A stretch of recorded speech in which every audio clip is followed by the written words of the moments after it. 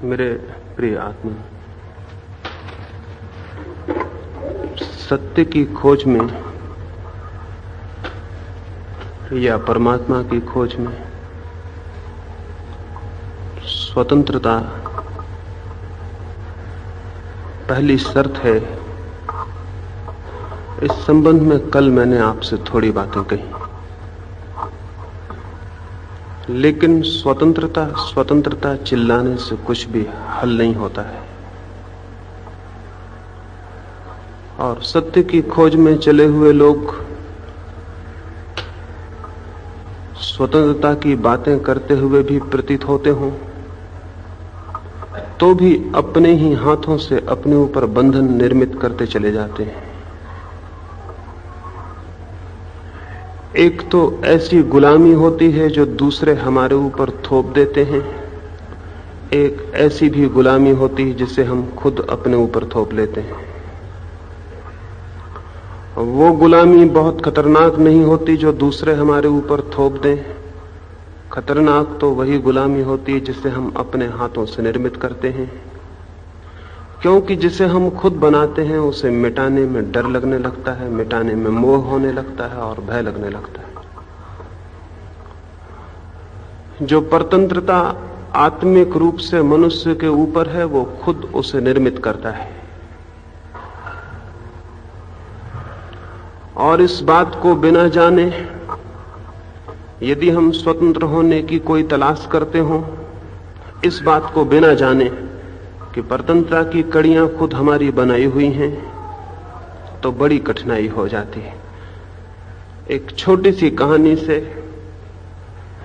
कल की बात को आज से जोड़ना चाहूंगा और फिर आज की बात आपसे कहूंगा। और रोम में एक बहुत अद्भुत लोहार हुआ। उस लोहार की प्रसिद्धि उसके देश के बाहर भी दूर दूर तक फैल गई थी। वो जो भी चीजें बनाता था वे सच में ही इतनी कुशलता के प्रमाण थी कि उसकी ख्याति, उसका नाम दूर दूर तक फैल जाए, इसमें कोई आश्चर्य न था। ख्याति के साथ ही साथ धन भी आना शुरू हुआ। रोम में बड़े बड़े धनपतियों के मुकाबले भी उसके पास ज्यादा धन इकट्ठा हो गया। दूर दूर के बाजारों में उसकी चीजें बिकने पहुंचने लगीं और दूर दूर के राजाओं से भी चीजें बनाने के लिए उसके पास आमंत्रण आने लगे। और तभी जब वो अपनी ख्याति की और धन कमाई की चरम सीमा पर था, रोम पर आक्रमण हुआ। रोम के 100 बड़े नागरिक शत्रुओं ने पकड़ लिए और उन सब के हाथों में जंजीरें और पैरों में बेड़ियां डालकर पहाड़ी कंदराओं में उन्हें फेंकवा दिया। उन 100 बड़े नागरिकों में वो लोहार भी पकड़ा गया। 100 नागरिकों में से 99 तो नागरिक रोते और चिल्लाते थे, लेकिन वो लोहार शांत था और न तो उसे दुख मालूम हो रहा था और न पीड़ा। उसके निकट के मित्रों ने पूछा कि तुम परेशान नहीं हो? उसने कहा, मैं जीवन भर का लोहार हूं, मेरी कुशलता भी तुम जानते हो और मैं भली भांति जानता हूं कि जंजीरें कितनी ही मजबूत क्यों ना हो, लेकिन हर जंजीर की कड़ी जहां से जुड़ती है वहां कमजोर होती है। ये मैं भली भांति जानता हूं। जंजीरों में एक कड़ी कमजोर होती है, इसे मैं जानता हूं और उसे मैं पहचान लूंगा और उस कमजोर कड़ी को भी तोड़ने में मैं जरूर समर्थ हो जाऊंगा, इसलिए मैं निश्चिंत हूं। वे 100 नागरिक खाइयों और खड्डों में फेंक दिए गए, उस लोहार को भी फेंक दिया गया। जब तक उसे नहीं फेंका गया था वो निश्चिंत था। जैसे ही वो गड्ढे में फेंक दिया गया, उसने सबसे पहला काम किया, अपनी कड़ियों को देखा, जरूर उनमें कोई कमजोर कड़ी होगी और उसे तोड़ के वो मुक्त हो सकेगा। लेकिन कड़ियों को देखते ही उसकी आंखों में आंसू भर आए और वो छाती पीट कर रोने लगा। कड़ियों में उसने क्या देखा ऐसा जिससे वो रो उठा? उसकी आदत थी कि वो जो भी चीज बनाता था उसके किनारे पर, कोने पर अपने हस्ताक्षर कर देता था, अपने दस्तखत कर देता था। जब उसने जंजीर उठा कर देखी तो पाया उस जंजीर पर उसके हस्ताक्षर थे, वो उसकी ही बनाई हुई थी। और तब वो रोने लगा, 2 कारणों से। एक तो इस बात की उसे कल्पना भी न थी, कभी स्वप्न भी न आया था कि अपनी ही हाथ की बनाई हुई कड़ियों में और जंजीरों में किसी दिन बंद होकर किसी खड्डे में मरेगा। और दूसरा इस बात को जानकर कि उस कड़ी पर उसके हस्ताक्षर थे। अब वो भली भांति जानता था कि कड़ी तोड़ना असंभव है, क्योंकि कमजोर चीज बनाने की उसकी आदत ही नहीं थी, उसमें कोई कमजोर कड़ी नहीं थी, उसने हमेशा मजबूत चीजें बनाई थी। इसी के लिए उसकी ख्याति थी, इसी के लिए वो प्रसिद्ध भी था। अब वो जानता था उसमें कोई कमजोर कड़ी नहीं है। और तब रोना स्वाभाविक था। अपने ही हाथ से बनाई हुई कड़ियों में मरते वक्त कौन नहीं रोने लगेगा। लेकिन जाने दें उस लोहार को, उसकी कथा से मुझे कुछ प्रयोजन नहीं है। जहां तक मैं देख पाता हूं, हर आदमी ऐसा ही लोहार है जो जिंदगी भर ऐसी कड़ियां बनाता है जिनमें मौत के वक्त पाता है कि खुद ही उलझ गया, और अपने हस्ताक्षर मिलते हैं उसे हर कड़ी पर। और तोड़ना कठिन होता है, क्योंकि कमजोर चीज बनाने की किसी की भी कोई आदत नहीं है। हर आदमी करीब करीब इसी हालत में है। वे कौन सी कड़ियां हैं जो हम बनाते हैं और जिनकी गुलामी में हम उलझ जाते हैं, और हमें पता भी नहीं चलता कि हम अपने ही हाथ से अपने फंदे निर्मित करते हैं। हम तो यही सोच के उन्हें निर्मित करते हैं कि शायद हम जीवन के आनंद के लिए, शायद हम जीवन को आलोकित करने के लिए, शायद हम कोई परम स्वतंत्रता और मोक्ष को पाने के लिए उनका निर्माण कर रहे हैं। लेकिन हमें पता नहीं कि मनुष्य इतने दुख और पीड़ा में, इतनी बेचैनी और अशांति में, इतने तनाव में, इतनी चिंता में, इतने संताप में किसी और के कारण नहीं होता है, अपने ही कारण होता है। और हमें यह भी पता नहीं कि हम जिस चीज को बचने का उपाय समझते हैं वही डूबने का सहारा बन जाती है। और हम जिस दौड़ को सोचते हैं कि हम बचने के लिए दौड़ रहे हैं, आखिर में हम पाते हैं कि वही हमें फंदे में ले गई। दमिश्क में एक राजा ने एक रात एक सपना देखा। उसने सपना देखा कि रात सोया है, नींद में, सपने में कोई काली छाया उसके पीछे आके खड़ी हो गई। उसके कंधे पर उस काली छाया ने हाथ रखा। उस राजा ने पूछा, तुम कौन हो? उसके प्राण घबरा गए। छाया ने कहा, मैं हूं तुम्हारी मृत्यु, और कल सांझ सूरज डूबने के पहले ठीक जगह पर ठीक से तैयार होकर मिल जाना, देखो भूल चूक ना हो जाए। नींद टूट गई। किसकी नींद ना टूट जाएगी? आधी रात थी, महल में खतरे के घंटे बजा दिए गए, सारे दरबारी वजीर भागे हुए इकट्ठे हो गए, राज्य का ज्योतिषी आ गया और राजा ने कहा, मैंने एक खतरनाक सपना देखा है कि मौत कंधे पर हाथ रखे है और कहती है सूरज डूबने के पहले ठीक जगह ठीक से तैयार होकर मिल जाना, देखो देर अबेर न हो जाए। क्या अर्थ है इस सपने का? उसके विद्वान विचार करने लगे। थोड़ी देर में उन्होंने कहा कि यदि हम बहुत विचार में पड़े तो एक सूरज क्या कई सूरज डूब जाएंगे और हम किसी नतीजे पर न पहुंचेंगे, क्योंकि विद्वान हजारों साल से विचार कर रहे हैं और किसी नतीजे पर नहीं पहुंचे। इसलिए हमसे मत पूछो, क्योंकि सांझ बहुत करीब है। थोड़ी ही देर में सुबह होगी और फिर सांझ हो जाएगी। और विचारकों से मत पूछो, क्योंकि विचारक तो हजारों साल से सोच रहे हैं और अभी तक कुछ निर्णय नहीं कर पाए। विचार किसी निर्णय पर आज तक नहीं पहुंचा है। इसलिए हमसे मत पूछो, तुम बचने का कोई उपाय करो। ज्योतिषी ने कहा कि उचित यही है कि कोई तेज घोड़ा हो तुम्हारे पास तो उसे लेकर निकल जाओ, ताकि जितने दूर तुम जा सको चले जाओ। ये ठीक भी मालूम पड़ा। विचार में समय खोना उचित ना था। उचित न था कि विचार में समय खोया जाए। आधी रात में ही उसके पास जो तेज से तेज घोड़ा था वो बुलवा लिया गया और वो राजा उस घोड़े पर सवार हुआ और उसने भागना शुरू किया। सांझ थी करीब और निकल जाना था दूर ताकि मौत के बाहर हो जाए। उस विदा होते क्षण में न तो उसे याद रही अपनी पत्नियों की, अपनी प्रेसियों की, जिनसे उसने कहा था तुम्हारे बिना एक क्षण भी जी नहीं सकता हूं। न याद रहे अपने मित्र, जिनसे उसने बार बार कहा था कि तुम हो तो मेरे जीवन में खुशी है। न रहा याद राज्य जिसके लिए जिया था और मरा था, वो सब कुछ याद न रहा। याद रही एक बात कि भाग जाना है दूर और दूर और दूर, और वो घोड़े पर भागना शुरू कर दिया। उस दिन सुबह सूरज निकल आया और दोपहर हो गई और सूरज ढलने लगा और वो भागता रहा। न उस दिन प्यास लगी उसे और न भूख।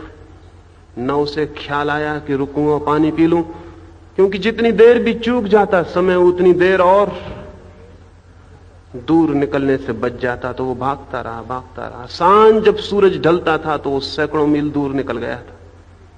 और एक बगीचे में जब उसने जाके एक वृक्ष से अपने घोड़े को बांधा तो सूरज डूबता था और उसने देखा कि पीछे कोई काली छाया आके खड़ी हो गई है, उसके कंधे पर हाथ रखे। तो वो बहुत घबरा गया। वो सपना फिर से दोहरने लगा और उसने पूछा तुम कौन हो? उसने कहा भूल गए, रात तो मैं सपने में आई थी और मैं बहुत परेशान थी, क्योंकि तुम्हें इस बगीचे में इस झाड़ के नीचे मरना था। ये बहुत दूर था और मैं चिंतित थी कि तुम इतने जल्दी इतने दूर कैसे पहुंच पाओगे, लेकिन धन्यवाद है तुम्हारे घोड़े को, तुम ठीक वक्त पर और ठीक समय पर और ठीक जगह आ गए हो। मैं सुबह से बैठी यहां तुम्हारी प्रतीक्षा कर रही हूं और बहुत बेचैन थी कि पता नहीं तुम आ सकोगे कि नहीं, लेकिन घोड़ा तुम्हारा तेज है और आदमी तुम हिम्मत के हो कि तुमने रुक के पानी भी ना पिया और रोटी भी ना खाई, मित्रों से विदा भी ना ली। एक क्षण भी तुम खो देते तो मैं मुश्किल में पड़ जाती, लेकिन तुम ठीक वक्त पर और ठीक जगह आ गए हो। तुम्हें बहुत धन्यवाद, तुम्हारे घोड़े को बहुत धन्यवाद। वो राजा दिन भर सोचता था कि दूर निकला जा रहा है। आखिर में पाया कि जिस दूर निकल रहा था उसी के पास पहुंच गया है।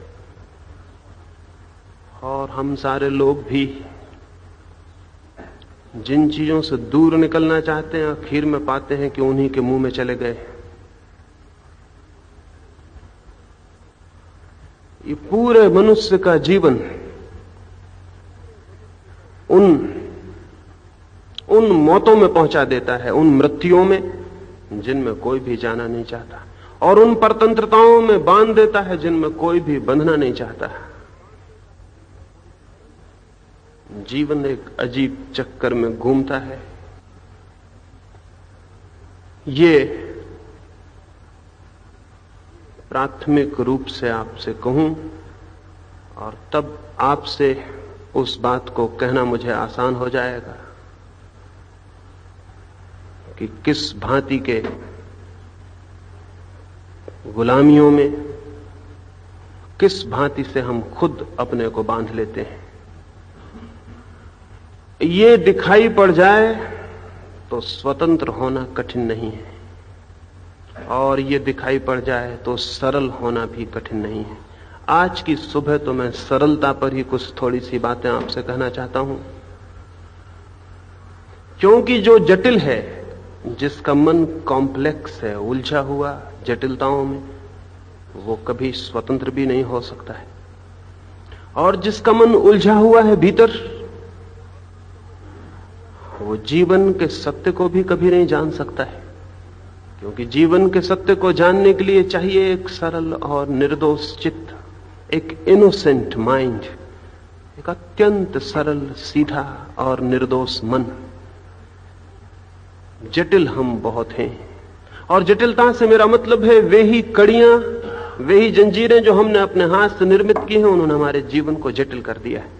कौन सी चीजों ने हमारे जीवन को जटिल किया है? यदि उन्हें बिना जाने हम सरल होने की कोशिश करेंगे तो वो सरलता भी झूठी होगी। अधिक लोग जीवन की आंतरिक जटिलताओं को बिना समझे हुए सरल होने की कोशिश करते हैं, तब एक झूठी सरलता पैदा होती है, एक झूठी साधुता पैदा होती है, जिससे हम भली भांति परिचित हैं। मन तो जटिल होता है, लेकिन कपड़े थोड़े कर लिए जाते हैं, लंगोटी लगा ली जाती है। मन तो जटिल होता है, लेकिन घर द्वार छोड़कर कोई जंगल में चला जाता है। मन तो जटिल होता है, लेकिन भोजन कम कर लिया जाता है। मन तो जटिल होता है, लेकिन आदमी सेवा करने लगता है, प्रार्थना करने लगता है और पूजा करने लगता है। स्मरण रखिए, लंगोटी लगा लेना बहुत आसान है, लेकिन लंगोटी लगाने से कोई सरल नहीं होता और न कोई साधु होता है। अगर साधुता वस्त्रों की बात होती तो क्या कठिन था कि सभी लोग लंगोटियां न लगा लें, और साधुता अगर भोजन की बात होती तो क्या कठिनाई थी कि भोजन थोड़ा कम न कर लिया जाए। और साधुता अगर इस तरह की बात होती कि घरों को छोड़ के कोई जंगल में चला जाए, तो जो जंगल में रह रहे हैं वे सब साधु होते हैं। लेकिन साधुता इतनी सरल बात नहीं, क्योंकि सरलता बिना लाए जो साधुता लाई जाती है वो और भी जटिलता पैदा कर देती है, और भी धोखा और सेल्फ डिसेप्शन, दूसरों को ही नहीं अपने को धोखा पैदा कर देती। एक साधु के पास में था, उन्होंने मुझसे कहा कि मैंने लाखों रुपयों पर लात मार दी, एक बार, दो बार, तीन बार। मैंने उनसे पूछा कि अगर दुख ना हो आपको तो मैं ये पूछूं कि ये लात आपने कब मारी थी। उन्होंने कहा कोई 25-30 वर्ष हुए। तो मैंने उनसे कहा दुख न पहुंचे तो मैं निवेदन करूं कि लात ठीक से लग ना पाई होगी, क्योंकि 25 वर्ष तक अगर लात लग गई होती तो उसका याद, उसकी स्मृति होनी कठिन थी। कौन इसे याद रखे हुए 30 वर्षों तक कि मैंने लाखों रुपए पे लात मार दी, और किस लिए याद रखे हुए? लात ठीक से लग नहीं पाई। जब लाखों रुपए आपके पास रहे होंगे तब आपका अहंकार कहता होगा कि मेरे पास लाखों रुपए हैं, और जब आप लाखों रुपए छोड़ दिए तब से आपका अहंकार यह कह रहा है कि मैंने लाखों रुपए छोड़ दिए। अहंकार अपनी जगह खड़ा हुआ है, रुपयों के छोड़ने से कोई भेद नहीं पड़ता है। चित्त जटिल है, लाखों रुपए थे तब जटिल था, अब और भी ज्यादा जटिल है, क्योंकि लाखों रुपए तो दिखाई भी पड़ते थे, मोटे थे, स्थूल थे। अब एक सूक्ष्म अहंकार पैदा हुआ है कि मैंने लाखों रुपए पर लात मार दी, और ये सूक्ष्म अहंकार दिखाई भी नहीं पड़ता है, ये सूक्ष्म जटिलता मालूम भी नहीं पड़ती है। तो हम चित्त को सरल किए बिना जो कुछ भी करेंगे आचरण में, जो कुछ भी करेंगे व्यवहार में, वो सब का सब और भी जटिलता पैदा कर देगा। साधुओं के चित्त असाधुओं से भी ज्यादा जटिल होते हैं, सज्जनों के चित्त दुर्जनों से भी ज्यादा जटिल होते हैं। क्यों? क्योंकि भीतर की जटिलता तो होती ही है, बाहर के विपरीत आचरण को जबरदस्ती थोप लेने से और भी जटिलता, और भी उलझाव खड़ा हो जाता है। इसलिए सबसे पहले जरूरी है कि जटिलता कहां है, उसे समझें, परखें और विसर्जन कर दें। और बड़े रहस्य की और बड़े आनंद की बात यह है कि अगर चित्त की जटिलता को कोई उसके समग्र रूप में समझ ले तो उसे छोड़ने के लिए कुछ भी करना आवश्यक नहीं होता है। उसका दिखाई पड़ना ही उसका छूटना भी हो जाता है, उसका दर्शन ही उसका विसर्जन भी हो जाता है। कुछ जीवन की चीजें ऐसी हैं कि हम उन्हें नहीं जानते, नहीं देखते, इसलिए वे बनी रहती हैं। हम उन्हें जान लें और देख लें तो उनको विदा करने में क्षण भर की भी देर नहीं लगती। क्या है जटिलता और कहां है? ये चित्त इतना उलझा हुआ क्यों है? ये चित्त इतना खंड खंड क्यों है? ये चित्त के खंड एक दूसरे के विरोध में निरंतर संलग्न क्यों हैं? हमें भ्रम ही रहता है कि हम एक व्यक्ति हैं, हमारे भीतर न मालूम कितने व्यक्तियों की भीड़ जमा रहती है। हम न मालूम कितने स्वरों को अपने भीतर समाये रहते हैं। हमारे भीतर न मालूम कितनी आवाजें एक ही साथ एक दूसरे के विरोध में उठती रहती, एक दूसरे के खंडन में उठती रहती। शाम को आप तय करके सोते हैं कि सुबह 4 बजे उठाऊंगा, और सुबह 4 बजे आपके ही भीतर कोई कहता है कि रहने भी दो, आज ऐसी क्या बात है, कल उठ लेंगे। दूसरे दिन आप फिर पछताते हैं और सोचते हैं कि तो बहुत बुरा हुआ, ये कैसे हुआ कि मैं नहीं उठा। और आज तो मैं पक्का संकल्प करता हूं कि आज की रात उठूंगा, और फिर सुबह 4 बजे आप पाते हैं कि आपके भीतर कोई कहता है कि सोए भी रहो, उठने में क्या सार है, ये सब फिजूल की बातें हैं, देर से उठे कि जल्दी उठे क्या फर्क पड़ता है। क्या सांझ को जिसने निर्णय किया था कि सुबह उठूंगा, वही सुबह 4 बजे कहने लगता है कि मत उठो? नहीं, कोई दूसरा स्वर, कोई दूसरा खंड, व्यक्तित्व का कोई दूसरा कोना बोलने लगता है।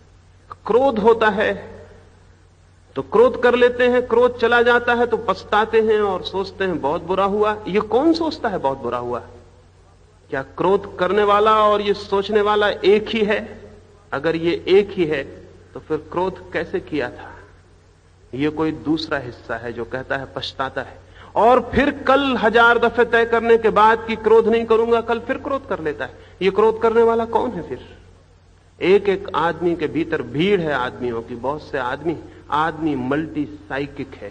एक ही मन नहीं है उसके भीतर, बहुचित्त हैं, बहुत से चित्त हैं, बहुत से मन हैं, और इन बहुत से मनों में इतना उलझाव है, इतना विरोध है कि हालत वैसी है जैसे एक बैलगाड़ी में चारों तरफ बैल जोत दिए हों और सभी बैलों को भगाया जा रहा हो, और बैलगाड़ी के अस्थि पंजर डमाडोल हो रहे हो, गाड़ी कहीं जाती ना हो, घसीटती हो थोड़ी देर एक तरफ, थोड़ी देर दूसरी तरफ, और बैल सब तरफ जुटे हों और खींचे जा रहे हो। कहीं पहुंचना हो सकेगा?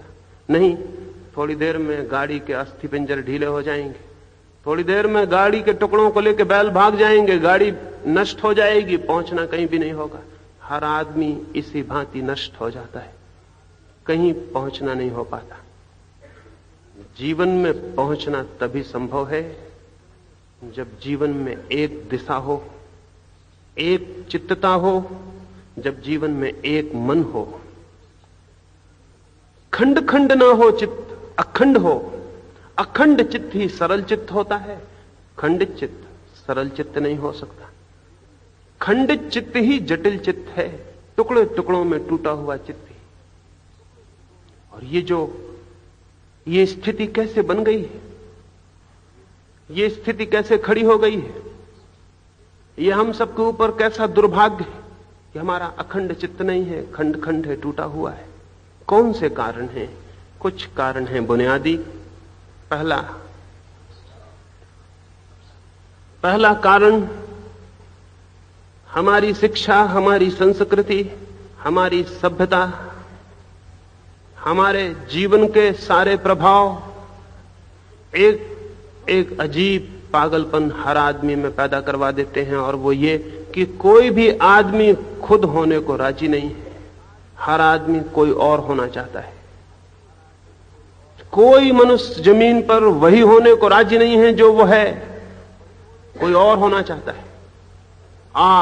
बा होना चाहता है, बा सा होना चाहता है। एक भी आदमी वही होने को राजी नहीं है जो वो है, और तब चित्त जटिल होता चला जाता है। ये वैसे ही है जैसे किसी बगिया में कोई उपदेशक पहुंच जाए, कोई गुरु पहुंच जाए और फूलों को जाके समझाने लगे कि चमेली के फूल तू चंपा का हो जा, चंपा के फूल तू गुलाब का हो जा, गुलाब के फूल तू जूही का हो जा। हालांकि फूल इतने नासमझ नहीं है कि उपदेशक की बातों को मान लेंगे। आदमी जितना नासमझ कोई फूल नहीं है कि उपदेशक की बात मानेगा। पहली तो वो सुनेगा ही नहीं उसकी बकवास। लेकिन हो सकता है आदमी के साथ रहते रहते कुछ फूलों के दिमाग खराब हो गए हों और वो सुन ले और मान ले, और गुलाब का फूल चमेली का होने लगे और चमेली का फूल जूही का होने लगे। तो उस बगिया में क्या होगा? उस बगिया में फिर फूल पैदा नहीं होंगे, क्योंकि गुलाब का फूल जब चमेली के होने की कोशिश करेगा तो एक बात तय है कि वो चमेली का फूल तो हो नहीं सकेगा। दूसरी बात भी तय है, इस होने की कोशिश में वो गुलाब का फूल हो सकता था, वो भी नहीं हो सकेगा। उस बगिया में फिर फूल पैदा नहीं होंगे, वो बगिया फिर उजाड़ हो जाएगी। आदमी की बगिया उजाड़ हो गई है, उसमें फूल पैदा नहीं होते, और कभी भूल चूक से हो भी जाते हैं तो वो अपवाद हैं, वो नियम नहीं है। करोड़ों करोड़ों लोगों में एक आध आदमी के जीवन में अगर फूल लग जाते हैं तो ये कोई बड़े स्वागत की स्थिति नहीं है। शायद हमारी सब कोशिश के बावजूद भी वो आदमी किसी तरह हो जाता है, ये दूसरी बात है, लेकिन हमारी कोशिश तो यही है कि वो ना हो पाए।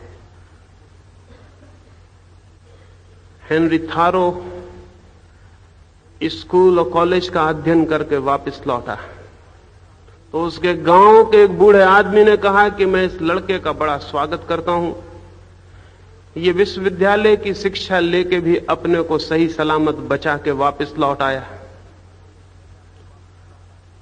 क्योंकि विश्वविद्यालय में शिक्षित होते होते किसी की भी प्रतिभा नष्ट हो जाए ये तो नियम है, बच जाए ये दुर्घटना है, ये बिल्कुल एक्सीडेंट है। 20-25 साल की शिक्षा के बाद भी कोई अपनी प्रतिभा को बचा के सही सलामत घर आ जाए, ये बड़ी अजीब घटना है जो मुश्किल से कभी कभी घटती।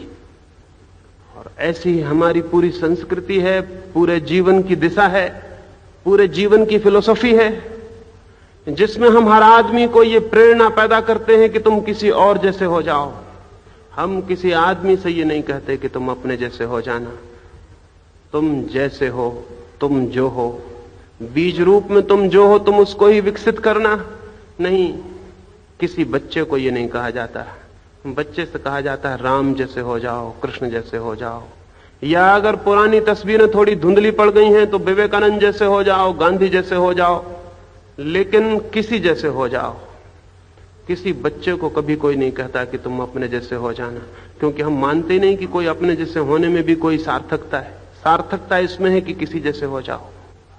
और इस बात को जानते हुए कि आज तक कोई दूसरा मनुष्य किसी दूसरे मनुष्य जैसा नहीं हुआ है, अब तक दूसरा राम पैदा हुआ, दूसरे कृष्ण पैदा हुए, दूसरा क्राइस्ट पैदा हुआ, या मोहम्मद या महावीर या बुद्ध नहीं, लेकिन फिर भी हम न मालूम कैसे अंधे हैं कि इस बात को दोहराए चले जाते हैं कि किसी और जैसे हो जाओ। हर आदमी अनूठा है, अद्वितीय है, बेजोड़ है। और इस बेजोड़ आदमी को जब भी हम इस तरह की शिक्षा और ढांचे में डालते हैं कि तुम किसी दूसरे जैसे हो जाओ, इसके जीवन में एक पंगुता, एक क्रिपल्डनेस पैदा हो जाती है।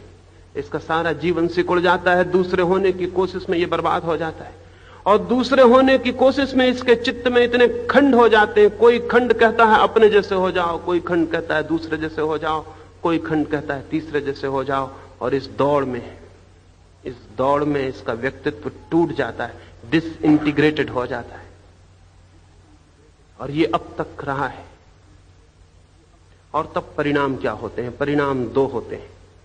या तो ये आदमी राम बनने की कोशिश में राम बन नहीं पाता, और अगर बन जाता है तो और भी खतरा हो जाता है, ये रामलीला का राम बन जाता है, जो कि और भी खतरनाक है। राम तो ठीक है, लेकिन रामलीला के रामों की कोई भी जरूरत नहीं है, क्योंकि वे झूठे, बेईमान और पाखंडी होंगे। अब्राहम लिंकन की कोई शताब्दी मनाई जा रही थी और सारे अमेरिका में खोजा गया ऐसा आदमी जो लिंकन जैसा दिखाई पड़ता हो, और ऐसा एक आदमी मिल गया जिसकी शक्ल सूरत लिंकन जैसी मालूम होती थी। उसको लाया गया, उसने लिंकन का पार्ट किया, एक नाटक खेला गया, उसमें उसने अब्राहम लिंकन का पार्ट किया।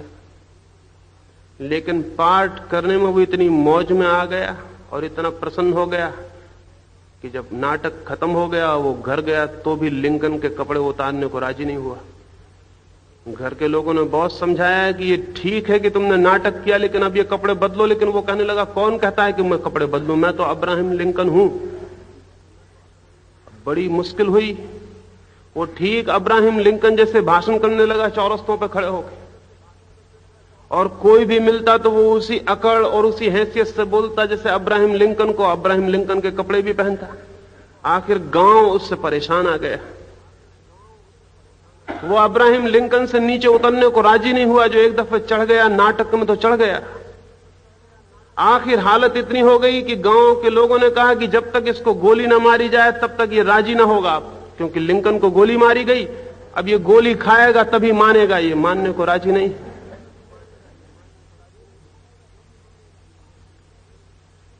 ये जो आदमी है इसको हम कहेंगे पागल। ये पागल हो गया। पागल होने का एक लक्षण ये है, विंस्टन चर्चिल को किसी ने पूछा, जब वो अपनी ख्याति की चरम सीमा पर था दूसरे महायुद्ध में, तो किसी ने पूछा कि चर्चिल तुम्हें यह कब पता चला कि तुम महापुरुष हो गए हो? तो चर्चिल ने कहा कि जब इंग्लैंड में कुछ पागल ये कहने लगे कि हम विंस्टन चर्चिल हैं, तो मैं समझ गया कि मैं भी महापुरुष हो गया हूं। जब कुछ पागल ये कहने लगे कि हम विंस्टन चर्चिल हैं, तो मैं समझ गया कि मुझे भी वो जगह मिल गई जो महापुरुष को मिलनी चाहिए। कुछ लोग अब विंस्टन चर्चिल होने को भी राजी हैं, लेकिन जिन लोगों ने कहा वो पागल थे। नेहरू जब जिंदा थे तो हिंदुस्तान में 10-5 लोग थे जिनको यह ख्याल था कि वो जवाहरलाल नेहरू। एक पागल खाने में नेहरू गए और उन्होंने वहां पूछा कि कभी कोई पागल यहां से ठीक भी होता है? तो पागल खाने के अधिकारियों ने कहा कि निश्चित, एक पागल ठीक हो गया है, हम उसे रोके हुए हैं, 2-4 दिन पहले उसे छोड़ देना था लेकिन रोके हैं, आपके हाथ से ही उसको हम मुक्ति दिलाना चाहते हैं। उस पागल को लाया गया और नेहरू ने उससे पूछा कि क्या मित्र तुम ठीक हो गए? उसने कहा कि मैं बिल्कुल ठीक हो गया हूं, लेकिन आप कौन हैं, कृपा कर अपना परिचय दें। तो नेहरू ने कहा कि मैं हूं जवाहरलाल नेहरू। वो पागल हंसने लगा, बोला 2-4 साल आप भी यहां रह जाएंगे तो ठीक हो जाएंगे, पहले मुझको भी यही ख्याल था कि मैं जवाहरलाल नेहरू हूं। आप घबराइए मत, 2-4 साल यहां रह जाइए, बिल्कुल ठीक हो जाएंगे। मैं भी 3 साल में बिल्कुल ठीक हो गया। ये विक्षिप्त चित्त का लक्षण है कि वो किसी दूसरे के साथ अपनी आइडेंटिटी कर ले, वो किसी दूसरे के साथ अपना तादात्म्य कर ले। लेकिन हमको हजारों साल से ये सिखाया गया है कि तुम किसी दूसरे जैसे हो जाओ। इसकी वजह से एक यूनिवर्सल न्यूरोसिस पैदा हुई है सारी दुनिया में, एक सामूहिक पागलपन पैदा हो गया है सारी दुनिया में इस शिक्षा के कारण कि तुम किसी दूसरे जैसे हो जाओ। और इसके कारण चित्त जटिल और बहुत जटिल हो गया है, क्योंकि न तो आप दूसरे जैसे हो पाते हैं जब तक कि आप बिल्कुल पागल ना हो जाएं। बिल्कुल पागल हो जाएं तो फिर कोई कठिनाई नहीं रह जाती, आप हो जाते हैं राम, हो जाते हैं कृष्ण। कुछ ऐसे पागल सन्यासी जिनको एक ख्याल पैदा हो जाता है कि हम ईश्वर हो गए, हम अवतार हो गए, हम तीर्थंकर हो गए, हम पैगंबर हो गए, हम ये हो गए, हम वो हो गए। सब पागलपन के लक्षण हैं, ये न्यूरोसिस है, ये दिमाग की खराबी है। लेकिन इतना दिमाग अगर खराब ना हो पाए तो दिमाग जटिल हो जाता है, दिमाग उलझ जाता है। जो आप हो वो एक तरफ और जो आप होना चाहते हो वो दूसरी तरफ दौड़, और जो होने की आप कोशिश करते हो अपने ऊपर थोपते जाते हो, थोपते चले जाते हो, वो तीसरी चीज। इस तरह बहुत सी परत आपके भीतर हो जाती है और इन बहुत सी परतों में आप विभक्त और विभाजित हो जाते हो। ये विभाजित व्यक्तित्व ही जटिल व्यक्तित्व है। कैसे ये ठीक हो, क्या करें? पहली बात, अपने होने को स्वीकार कर लें। स्वस्थ मनुष्य का पहला लक्षण है वो जो है, जैसा है, उसे सहजता से स्वीकार करता है, कुछ और होने की दौड़ में नहीं पड़ता। जो अपने होने को जैसा है, जो है, उसे सरलता से स्वीकार करता है। स्वयं की स्वीकृति चित्त की सरलता की तरफ पहला कदम। आप अपने को स्वीकार करते हैं? अगर नहीं तो आपका चित्त कभी भी सरल नहीं हो पाएगा। लेकिन घबराहट लगती है कि अगर हमने अपने को स्वीकार कर लिया तो हम तो बहुत बुरे आदमी हैं, बेईमान हैं, चोर हैं, हिंसक हैं, क्रोधी हैं, लोभी हैं, मोही हैं और न मालूम क्या क्या है। अगर हमने अपने को स्वीकार कर लिया तो फिर तो हम गए, फिर तो हम रह जाएंगे चोर, बेईमान, क्रोधी, कामी, फिर तो हम में कोई परिवर्तन नहीं हो सकेगा। मैं आपसे निवेदन करता हूं, तभी परिवर्तन हो सकेगा जब आप अपने को स्वीकार करेंगे। उसके पहले कोई परिवर्तन नहीं हो सकता। क्यों? क्योंकि जब हिंसक आदमी अहिंसक होने की कोशिश में लग जाता है तो आपको पता नहीं है, हिंसक आदमी अहिंसक होने की कोशिश में कभी अहिंसक नहीं हो पाता, सिर्फ अपनी हिंसा को ढांक लेता है और अहिंसा के वस्त्र पहन लेता है। तो ऊपर से अहिंसा की बातें करने लगता है, भीतर हिंसा पलती है। ऊपर से अक्रोध और शांति की बातें करने लगता है, भीतर क्रोध पलता है। एक व्यक्ति था बहुत क्रोधी, उसके घर के लोग परेशान हो गए। उसने अपनी पत्नी की हत्या कर डाली और अपने एक बच्चे को कुएं में फेंक दिया। उसके क्रोध से सभी बहुत परेशान हो गए। तो गांव में एक सन्यासी का आगमन हुआ तो वे इस क्रोधी युवक को सन्यासी के पास ले गए। वो खुद भी परेशान था अपने क्रोध से, खुद भी बेचैन था। क्रोध से दूसरे ही तो बेचैन नहीं होते, खुद भी तो बहुत पीड़ा और अग्नि झेलनी पड़ती, खुद ही ज्यादा झेलनी पड़ती, खुद के लिए ही नरक पैदा हो जाता है। वो खुद परेशान था, पत्नी को मार के दुखी हुआ था, बच्चे को फेंक के कष्ट पाया था, मुकदमा चला, बमुश्किल मुकदमे से छूटा था, बहुत कष्ट थे, और फिर भी क्रोध पीछा नहीं छोड़ता था। वो भी चाहता था क्रोध पीछा छोड़ दे। सन्यासी के पास ले गए।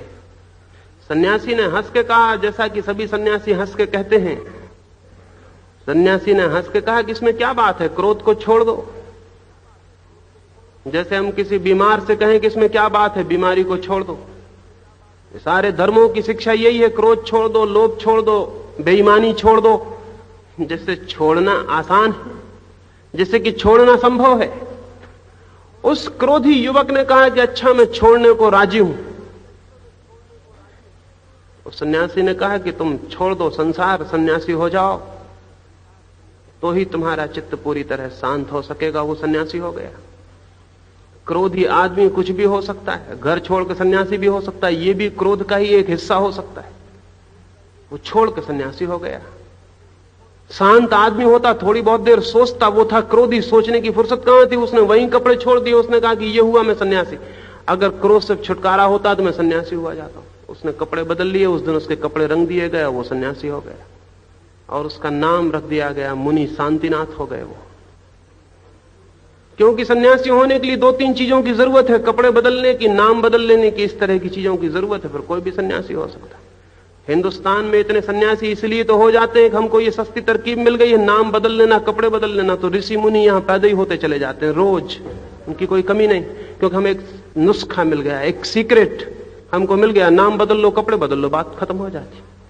वो आदमी भी सन्यासी हो गया, उसका नाम हो गया मुनि शांतिनाथ। वो इतनी ताकत से भाषण करता था जिसका हिसाब नहीं, क्योंकि सारा क्रोध अब भाषण देता था। वो इतना संयमी था जिसका हिसाब नहीं, क्योंकि सारा क्रोध अब संयम करता था। वो रात रात भर सीधा खड़ा रहता था, महीनों मौन से बैठा रहता था, उल्टा शीर्षासन करता था और न मालूम क्या क्या नासमझियां करता था। तो क्रोधी आदमी था, वो कुछ भी कर सकता था, क्योंकि क्रोधी आदमी कोई भी नासमझी कर सकता है, इसमें कोई कठिनाई नहीं है। तो उसकी बड़ी प्रसिद्धि फैलने लगी कि वो महायोगी है, क्योंकि सीधा साधा आदमी नहीं था, वो बहुत उपद्रवी चित्त का आदमी था। वो सीधा साधा आदमी 5 मिनट शीर्षासन करे, वो 5 घंटे कर सकता था। तो क्रोधी आदमी था, उसका क्रोध सारा का सारा इन बातों में प्रकट होने लगा। वो महीने महीने के उपवास कर लेता था। क्रोधी आदमी कुछ भी कर सकता है। उसकी ख्याति फैलने लगी। वो देश की राजधानी में पहुंचा। एक मित्र जो बचपन से उसका साथी था और उसके क्रोध को भली भांति जानता था, वो उससे मिलने गया। सन्यासी भी, मुनि शांतिनाथ भी पहचान तो गए कि ये मेरा मित्र है, लेकिन जो लोग ऊंचे हो जाते हैं वो फिर नीचे लोगों को कभी पहचानते नहीं। तो उन्होंने देख तो लिया कि मेरा मित्र है, लेकिन देख के भी पहचाना नहीं। कौन पहचानता है? पहचान तब तक होती है जब तक हम एक ही तल पर होते हैं। जब कोई ऊंचे तल पर चला जाता है वो पहचानता नहीं, किसी को कोई नहीं पहचानता। तो वो मुनि ने भी पहचाना नहीं। उसके मित्र ने समझ तो लिया कि वो पहचान गया है, लेकिन पहचानना नहीं चाहता है। तो उसने पूछा कि क्या मैं पूछ सकता हूं मुनि जी कि आपका नाम क्या है? तो उसने कहा मेरा नाम है शांतिनाथ। मिनट 2 मिनट और कुछ बात चली। उसके मित्र ने फिर पूछा कि क्या मैं पूछ सकता हूं आपका नाम क्या है? तो उसने कहा मैंने कह तो दिया कि शांतिनाथ। फिर मिनट 2 मिनट बात चली। उसके मित्र ने फिर पूछा कि क्या मैं पूछ सकता हूं आपका नाम क्या? उसने डंडा उठा लिया। उसने कहा कि समझते हो कि नहीं? मैंने कहा कि शांतिनाथ। उसने कहा कि मैं समझ गया कि आप शांति के अवतार हैं। वो क्रोध अपनी जगह बैठा हुआ है, न कपड़े बदलने से बदलता है, न नाम बदलने से बदलता है। वो अपनी जगह बैठा हुआ है। तो हमारे भीतर क्रोध है, हिंसा है, घृणा है। इनको ढांक लेने से, उल्टा काम कर लेने से कोई परिवर्तन पैदा नहीं होता है, बल्कि अक्सर बेईमान आदमी ईमानदारी के कुछ काम करने लगता है ताकि बेईमानी छिप जाए, और पापी मंदिर बनवाने लगते हैं ताकि पाप छिप जाए, और क्रोधी मुस्कुराने लगते हैं और शांति के चेहरे बना लेते हैं ताकि क्रोध छिप जाए, और हिंसक अहिंसा के पाठ पढ़ने लगते हैं, अहिंसा परमो धर्म कहने लगते हैं ताकि अहिंसा छिप जाए, हिंसा छिप जाए। लेकिन जीवन में इनसे कोई क्रांतियां नहीं होती। जीवन की क्रांति का मार्ग कुछ और है। वो चित्त की विकृतियों को छिपा लेने का नहीं, चित्त की विकृतियों के विरोध में कोई दूसरे सिद्धांत खड़ा कर लेने का नहीं, बल्कि चित्त की विकृतियों के, चित्त में जो जो बुराइयां हैं उनके सम्यक दर्शन का है, उनके ठीक ठीक निरीक्षण का है, उनसे ठीक ठीक परिचित होने का है। और अगर कोई व्यक्ति अपने भीतर की पूरी हिंसा को ठीक से जान ले और अपने क्रोध से ठीक से परिचित हो जाए, तो मैं आपसे कहना चाहूंगा कि ये ज्ञान, ये बोध कि मेरे भीतर कितना क्रोध है और कैसा क्रोध है, क्रोध के बाहर ले जाने का द्वार बन जाता है। जैसे हम यहां बैठे हैं और मकान में आग लग जाए और चारों तरफ आग की लपटें जलने लगे, और मैं आपको समझाऊं कि मकान में आग लगी है, कृपा करके बाहर निकल जाइए, और आपको आग दिखाई ना पड़ती हो, तो आप कहेंगे कि जरूर मैं निकलूंगा, लेकिन थोड़ा काम कर लूं फिर निकलूं, थोड़ा अपनी पत्नी को पूछूं, पति हो पति से पूछूं, मित्रों से पूछूं, फिर निकल जाऊंगा, थोड़ा विचार कर लूं, ऐसी जल्दी भी क्या है। अगर आपको लपटें न दिखाई पड़ती हों और मैं आपको समझाऊं कि आग लगी है, घर में बाहर निकल जाइए, तो आप 25 बहाने करेंगे, कभी मुझे जरूरी दूसरा काम है वो मैं कर लूं फिर निकल जाता हूं, क्योंकि आपको लपटें दिखाई नहीं पड़ती। आप पूछेंगे कि महाराज लपटें लगी हैं तो निकलने का मार्ग क्या है, विधि क्या है, मेथड क्या है, कौन सी साधना करूं जिससे बाहर निकल जाऊं। ये सब पोस्टपोन करने की होशियारियां हैं, ये पूछना कि कौन सी विधि है, कौन सा मार्ग है, कौन सा रास्ता है। लेकिन अगर आपको दिखाई पड़ जाए कि आग लगी है तो किसी को उपदेश करने की जरूरत न रह जाएगी। अगर आपको दिखाई पड़ जाए कि मकान जल रहा है तो आप अपने बगल में बैठे मित्र से भी नहीं पूछेंगे कि बाहर निकलें कि ना निकलें। कोई यहां किसी से नहीं पूछेगा कि बाहर निकलना है या नहीं निकलना है। हम सारे लोग फिर बाहर ही मिलेंगे, भीतर मिलने की फुर्सत भी किसी को भी नहीं होगी। सारे लोग बाहर हो जाएंगे बिना पूछे कि हम कैसे बाहर हो जाएं। आग की लपटें अगर दिखाई पड़ जाएं तो वो दर्शन बाहर ले जाने का द्वार बनता है। तो अगर किसी को भीतर अपना पूरा क्रोध दिखाई पड़े, पूरी घृणा, पूरा लोभ, पूरी हिंसा दिखाई पड़े, तो इतने जोर से लपटें लगी हुई मालूम पड़ेंगी भीतर कि आप रुक के विचार करने की फुर्सत नहीं पाएंगे कि मैं कैसे बाहर निकल जाऊं। वो दर्शन, वो बोध, वो अवेयरनेस आपको बाहर ले जाने के लिए अपने आप एक गहरी प्रेरणा बन जाएगी और आप बाहर हो जाएंगे। इसलिए पहला सूत्र है चित्त की सरलता के लिए, आप जो भी हैं कृपा करके उससे अन्यथा होने की कोशिश ना करें, कुछ और बनने की कोशिश ना करें। कृपया कोई आदर्श बना के उस ढांचे में अपने ढालने की कोशिश ना करें, राम कृष्ण बुद्ध बनने की कोशिश ना करें। पहली बात है आप जो हैं उसे पूरी तरह स्वीकार कर लें। समग्र स्वीकृति, जो मैं हूं, चित्त की सरलता के लिए अनिवार्य शर्त है। टोटल एक्सेप्टेबिलिटी, पूरी तरह समग्र रूपेण मैं जो हूं, इसमें कुछ काट छांट करने की जरूरत नहीं है। जो भी हूं, हिंसा है तो हिंसा, पाप है तो पाप, घृणा है तो घृणा, जो भी है, मैं जो भी हूं उसकी पूर्ण स्वीकृति। और पूर्ण स्वीकृति के बाद दूसरा तत्व है अपने भीतर आत्मनिरीक्षण, सेल्फ ऑब्जर्वेशन। क्या है मेरे भीतर, उसे जानने की खोज। जो आदमी किन्हीं चीजों के विरोध में होता है वो कभी निरीक्षण नहीं कर पाता, क्योंकि वो उन चीजों को दबाता है, देखना नहीं चाहता। हम कभी अपने शत्रु का निरीक्षण नहीं कर सकते हैं, क्योंकि जो हमारा शत्रु है उसे हम देखना भी नहीं चाहते, तो निरीक्षण कैसे करेंगे?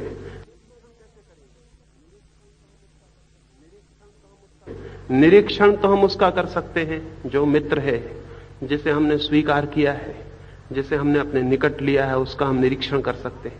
तो अगर क्रोध आपका शत्रु है तो आप उसका निरीक्षण कभी नहीं कर सकेंगे। अगर लोभ आपका शत्रु है तो आप उसका निरीक्षण कभी ना कर सकेंगे। आप उसे दबा देंगे अपने हृदय के ऐसे कोने में जहां वो आपको कभी दिखाई ना पड़े। अगर सेक्स आपका शत्रु है तो उसको आप दबा देंगे ऐसे कोने में कि उसका आपको दर्शन ही ना हो, और जब भी वो दिखाई पड़े तब राम राम जप के उसको और भीतर कर देंगे ताकि वो दिखाई ना पड़े। फिर वो सपने में आएगा, ऐसे दिन में कभी नहीं आएगा, क्योंकि आपने उसको अंधेरे कोनों में दबा दिया। इसलिए अच्छे लोग बुरे सपने देखते हैं और बुरे लोग अच्छे सपने देखते हैं, क्योंकि बुरे लोग अच्छाइयों को दबा देते हैं, वो सपने में आती हैं। सभी बुरे लोग सपनों में सन्यासी हो जाते हैं और सभी अच्छे लोग सपनों में सब पाप करते हैं जो कि बुरे लोग दिन में करते हैं, क्योंकि वो बुराइयों को दबा देते हैं, वो सपने में उठाते हैं। हमारे भीतर हम दबाते रहते हैं। इस दमन से कोई छुटकारा नहीं होता और इस दमन से कभी आत्मनिरीक्षण भी नहीं होता है। इसलिए सप्रेशन नहीं, दमन नहीं, किसी चीज को दबाना नहीं, बल्कि उसे जानना, देखना, उघाड़ना। हमारी शिक्षा ने, तथाकथित नैतिक शिक्षा ने हर आदमी को दमन करना सिखा दिया है। हर बात को दबा देते हैं, हर बात को नीचे दबा देते हैं। फिर चित्त में विकृति शुरू होती है, क्योंकि दबी हुई ताकतें धक्के मारती हैं। जैसे कोई भाप को दबा दे, बर्तन के नीचे भाप चल रही हो, बर्तन के ऊपर पत्थर रख दे तो भाप धक्के मारेगी। और यह भी हो सकता है छोटी सी केतली अगर बंद कर दी जाए तो हो सकता है पूरे घर को विस्फोट में उड़ा दे, सारा घर एक्सप्लोजन में हो जाए, आग लग जाए। हम सब भी अपनी मन की ताकतों को दबाए हुए बैठे, और इस दमन के परिणाम ये होते हैं कि कभी कभी विस्फोट होते हैं, व्यक्तिगत रूप से होते हैं तो आदमी पागल हो जाता है, और सामूहिक रूप से होते हैं तो लड़ाइयां हो जाती हैं। हिंदू मुसलमान से लड़ लेता है, हिंदी बोलने वाला गैर हिंदी बोलने वाले से लड़ लेता है, गुजराती मराठी से लड़ लेता है, हिंदुस्तानी पाकिस्तानी से लड़ लेता है, रूस अमेरिका से लड़ ले, जर्मनी इंग्लैंड से लड़ ले। ये सारी बेवकूफियां इसलिए पैदा होती हैं कि समाज के चित्त में इतने वेग इकट्ठे हो जाते हैं कि बिना एक बड़े युद्ध के उनका निष्कासन नहीं हो पाता। क्या आपको पता है, पहला महायुद्ध हुआ, पहले महायुद्ध में 3.5 करोड़ लोग मारे गए, और पहले महायुद्ध में जब इतनी बड़ी भयंकर हत्या हुई तो एक अजीब बात सारी दुनिया के मनोवैज्ञानिकों ने अनुभव की, जो बिल्कुल कभी पहले अनुभव नहीं की गई थी। और वो ये कि पहला महायुद्ध जितने वर्ष चला उतने वर्ष में चोरियां कम हो गई, उतने वर्ष में हत्याएं कम हो गई, आत्महत्याएं कम हो गई। उतने वक्त में लोग हमेशा की बजाय कम पागल हुए, पागल खानों में कम लोग भर्ती हुए, और पागल खानों में से ज्यादा लोग स्वस्थ होकर बाहर आ गए। बड़ी घबराहट हुई कि बात क्या है, युद्ध का इससे संबंध क्या है। फिर दूसरा महायुद्ध हुआ, 5 करोड़ लोगों की हत्या हुई, और तब पाया गया कि और भी बड़े पैमाने पर कम हत्याएं हुई उतने दिनों में, कम डकैतियां हुई, कम आत्महत्याएं हुई, कम लोग पागल हुए, ज्यादा पागल ठीक हो गए। क्या मतलब? फिर 2 महायुद्धों के अनुभव से यह बात समझ में आई कि असल में युद्ध हो जाता है तो सामूहिक रूप से हमारा पागलपन निकल जाता है, इसलिए व्यक्तिगत रूप से पागल होने की जरूरत नहीं रह जाती। युद्ध हो जाता है तो सामूहिक रूप से हम हत्या कर लेते हैं, तो व्यक्तिगत रूप से हत्या करने का कोई कारण नहीं रह जाता। यही तो वजह है कि जब युद्ध होता है तो मुर्दे लोग भी उठ उठ के सुबह से अखबार पढ़ने लगते हैं, मुर्दे भी। जब युद्ध होता है तो मुर्दे भी रेडियो खोल के सुनने लगते हैं, और जब युद्ध होता है तो मरघट में भी ताजगी आ जाती है। लोग सुबह से बड़े प्रसन्न मालूम होते हैं कि क्या खबर आई, क्या खबर नहीं आई। क्यों? हमारे भीतर जो रोग हैं उनका सामूहिक निष्कासन हो रहा है, हम उसमें रस लेते हैं। रास्ते पर 2 आदमी लड़ रहे हो और आप लाख काम से गुजर रहे हो तो भी खड़े होकर देख लेने का मन होता है। क्यों? 2 आदमियों को लड़ते देखते आपके भीतर लड़ाई करने के जो वेग दबे हैं उनको निष्कासन हो जाता है, वो निकल जाते हैं। इसलिए तो इतनी हत्याओं की फिल्में बनती हैं, इतनी डिटेक्टिव कहानियां पढ़ी जाती हैं, जासूसी उपन्यास पढ़े जाते हैं, मर्डर की अदालत में मुकदमा चलता हो तो सैकड़ों लोग देखने इकट्ठे होते हैं। ये बेवकूफियों में इतना रस क्यों है? इनमें रस इसलिए है कि हमारे भीतर जो वेग हम दबा के रखते हैं उनको निकलने का मौका मिल जाता है। और अगर न मिले तो फिर हम व्यक्तिगत रूप से निकालने की कोशिश करते हैं, और हम निकाल रहे हैं। सारे लोग पति पत्नियों पर निकाल रहे हैं, उनकी गर्दनें दबाए हुए हैं। पत्नियां पतियों से निकाल रही हैं, वो भी उनकी गर्दन दबाए हुए हैं। बच्चे बाप से निकाल रहे हैं, बाप बच्चों से निकाल रहे हैं। हर घर में, हर परिवार में, हर पड़ोस में, हर मोहल्ले में, गांव में, नगर में हम एक दूसरे के साथ हिंसा कर रहे हैं। हिंसा हमारे भीतर दबी, उसको निकालने का रास्ता खोज रहे हैं। ये दमन का परिणाम हुआ है। और राजनीतिक मर जाएं सिर पीट पीट के, दुनिया में शांति नहीं हो सकेगी। नहीं हो सकेगी इसलिए क्योंकि जब तक मनुष्य के मन में दमन है, जब तक एक एक मनुष्य अपने होने को स्वीकार नहीं करता है और स्वीकृति के द्वारा अपने जीवन को ट्रांसफॉर्म नहीं करता है, बदलता नहीं है, तब तक दुनिया में युद्ध बंद नहीं हो सकेंगे। राजनीतिक चिल्लाते रहें कि युद्ध बंद करना है, और धार्मिक गुरु चिल्लाते रहें कि शांति लाओ भगवान, और यज्ञ और हवन करते रहें, इनसे कुछ भी नहीं होगा। क्योंकि असली बात, आदमी के मन में दमित वेग इकट्ठे हो गए और उनकी वजह से सारी जटिलता पैदा हो रही, और इसलिए युद्ध बढ़ते जा रहे हैं। क्योंकि वेग दमन का बढ़ता जा रहा है। जितना जितना आदमी सभ्य हो रहा है, जितनी ज्यादा सिविलाइजेशन आ रही, उतने ज्यादा पागल होने की संख्या बढ़ती जाती है। आपको पता है, अमेरिका सबसे ज्यादा पागल आदमी पैदा करता है, क्योंकि अमेरिका सबसे ज्यादा सभ्य है। अगर आपको भी सभ्य होना है तो आप भी ज्यादा पागल पैदा करना शुरू करिए। वो कौम सुप्रीम सिविलाइजेशन पे पहुंच जाएगी जो पूरी की पूरी पागल हो जाए। सुप्रीम सिविलाइजेशन होगी वो चरम सभ्यता होगी, चरम संस्कृति। क्योंकि मापदंड क्या है सभ्यता का? मापदंड यह है कि आपकी कौम में कितने लोग पागल होते। इस वक्त अमेरिका सबसे सभ्य मुल्क है, क्योंकि 15 लाख लोग रोज अपने दिमागी चिकित्सा के लिए डॉक्टरों के दरवाजों पर जाते हैं। 15 लाख लोग रोज। सरकारी आंकड़े हैं ये, और सरकारी आंकड़े हमेशा ऐसी बातों में सच नहीं बोलते। संभावना 30 लाख लोगों के जाने की होगी, तब कहीं सरकार 15 लाख बोलती, क्योंकि पागलों की संख्या ज्यादा होने कोई सुखद बात नहीं है, इसलिए कोई सरकार पूरे आंकड़े बता नहीं सकती। लेकिन अभी अमेरिका की सरकार को शायद ये पता नहीं है कि ये सभ्य होने का लक्षण है। घबराओ मत, धीरे धीरे पागल होते चले जाओ। जब तुम्हारे यहां एक भी डॉक्टर न बचे जिसके पास पागल जा सकें, क्योंकि सभी पागल हो जाएं, तब तुम समझना कि परमात्मा ने सबसे बड़ी चीज पैदा कर दी, सबसे बड़ी संस्कृति पैदा कर दी। सभ्यता पागलपन लाती है, क्योंकि सभ्यता दमन लाती है, सप्रेशन लाती है। और हम सारे लोग अपने को दबाते हैं, दबाते हैं, दबाते हैं, और पागल होने का रास्ता खोजते हैं। और इस ख्याल में मत रहिए कि दूसरे लोग पागल हैं।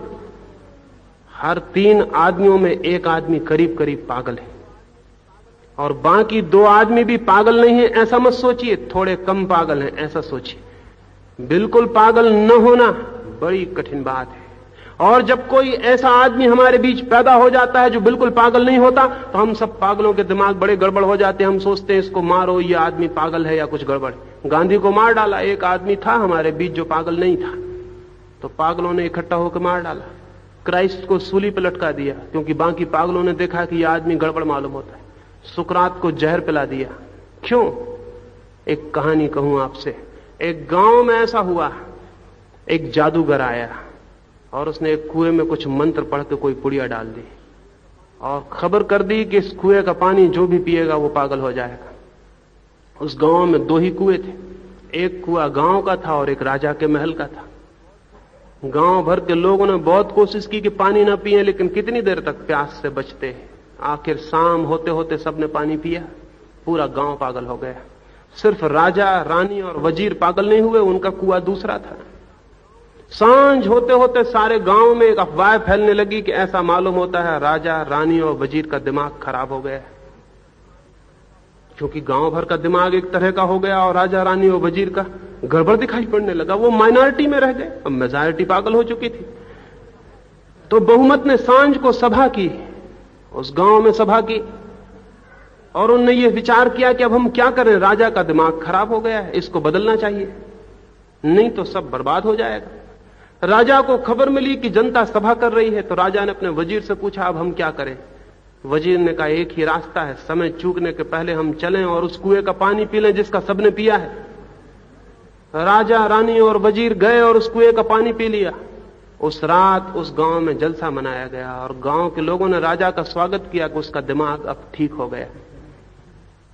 इसी हालत है। जब भी कोई स्वस्थ आदमी हमारे बीच में पैदा होता है तो हम गोली मार देते हैं, जहर पिला देते हैं। क्यों? हमारे पागलपन में वो आदमी समझ में नहीं आता कि ये बातें क्या कह रहा है।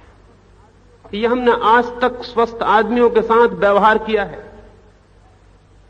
लेकिन इतना स्मरण रखिए, ये पागल होने वाली सभ्यता बहुत दिन चलने वाली नहीं है। ये पागल होने वाला मनुष्य बहुत दिन चलने वाला नहीं है, क्योंकि अब तक तो हमारे हाथ में छुरी तलवार थे, छोटे छोटे। अगर पागल भी होते थे थोड़ी बहुत हत्या करते थे। अब एटम बॉम्ब, हाइड्रोजन बॉम्ब पागलों के हाथ में। और पॉलिटिशियन जो होता है, राजनीतिक जो होता है, वो तो हम सब में सबसे ज्यादा जो पागल होता है वो राजनीतिक हो जाता है। हम सब में जो सबसे ज्यादा पागल होता है वो राजनीतिक हो जाता है। इन पागलों के हाथ में बड़ी ताकत है, और वो ताकत कभी भी खतरा ला सकती है, सारी दुनिया को डुबा सकती है। इसलिए एक एक आदमी का कर्तव्य है ये कि वह अपने भीतर से पागलपन को विदा करे, सरल हो जाए, जटिलता को विदा करे। ये न केवल उसके हित में बल्कि सारी मनुष्यता के हित में है। जटिलता है दूसरे जैसे होने की कोशिश से, सरलता आएगी अपने जैसे होने के स्वीकार से। और उस स्वीकृति से घबराए ना कि आप गिर जाएंगे नीचे।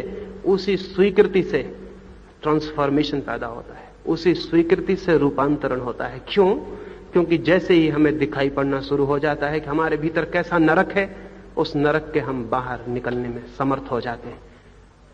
कैसे ये सामर्थ्य हमारा विकसित होगा कि हम उसके बाहर निकल जाएं और रूपांतरण हो जाए, उसकी चर्चा मैं कल सुबह शून्यता के संबंध में बोलते समय आपसे करूंगा।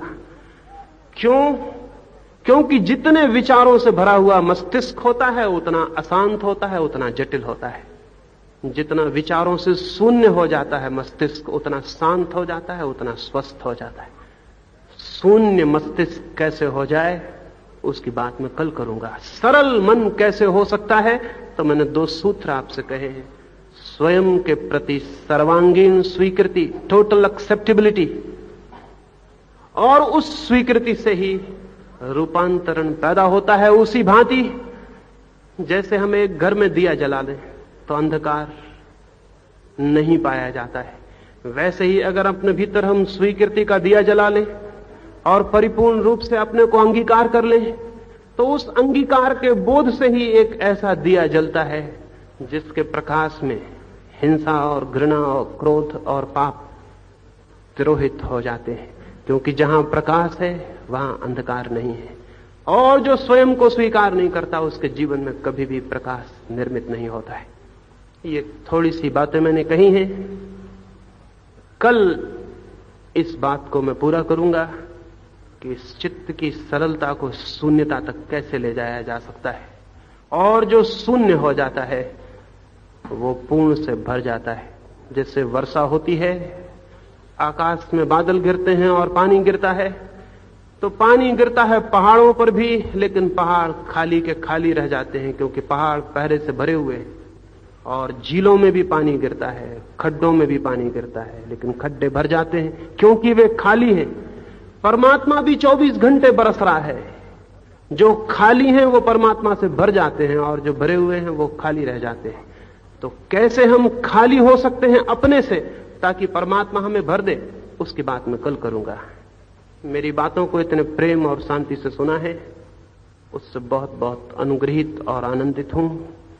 सबके भीतर बैठे परमात्मा को प्रणाम करता हूं। मेरे प्रणाम स्वीकार करें।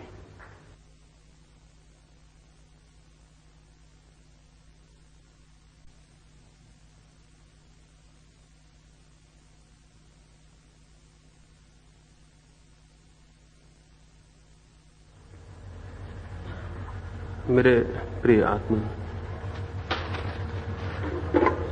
सत्य की खोज में